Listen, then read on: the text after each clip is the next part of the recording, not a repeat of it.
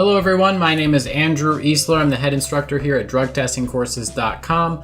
Today I wanted to talk to you about the difference between a direct observer and a monitor. Okay, this is one of the big things that trips a lot of collectors up when we're doing any type of training, whether it's DOT or non-DOT. The differences, when you can use one and when you can't.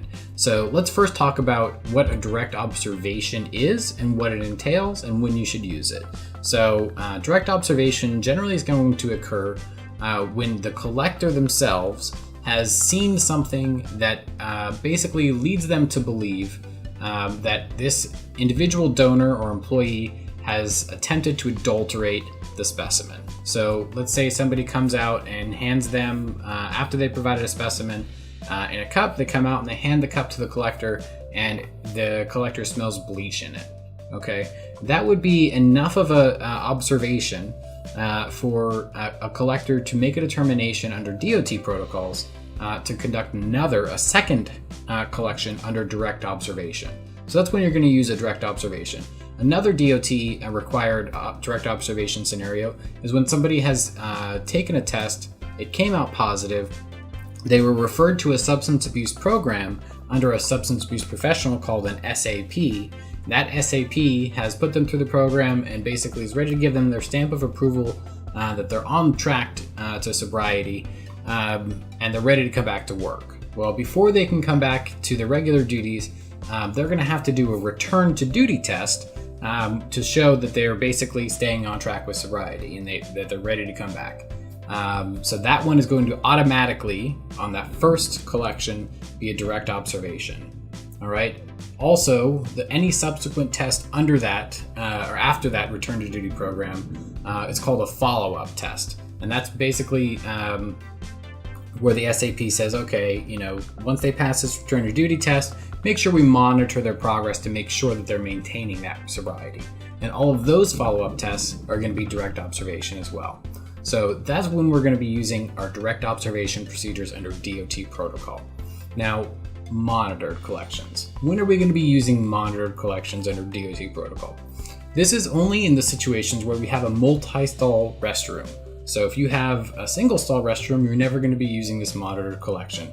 This is something where the DOT has come back and said, we really want to make it a little bit easier on our collectors. We don't want them to have to secure every individual stall if they have to use a multi-stall facility. So we don't have to put blue dye, use all the tamper-evident tape over tanks, shut off the water, all that stuff. It's a little bit excessive in order to do that if you have somebody who's either the same gender or a medical professional who's able to go into that restroom themselves, but still outside of the stall to listen to make sure that there's no, rubblings, no plastic bags, nobody switching between stalls or anything. And that way you only have to secure one specific stall in that whole multi-stall facility. That way you just literally have somebody out there listening to make sure there's nothing funky going on, but they're not actually observing with their eyes the specimen being provided into the cup. Okay, so that's when you're going to be using a monitored collection. And again, the requirements for a monitored collection are that you have somebody of the same gender or a medical professional. Okay, now, and again, they're only going to be using that in a multi-stall facility, and they're really there to monitor. And we want to think monitor as in like listening.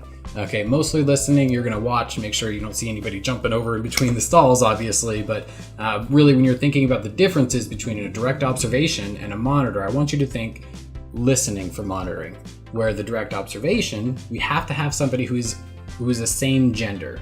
There's no exception for medical professionals. So if you're a doctor, you cannot do a direct observation under DOT protocols.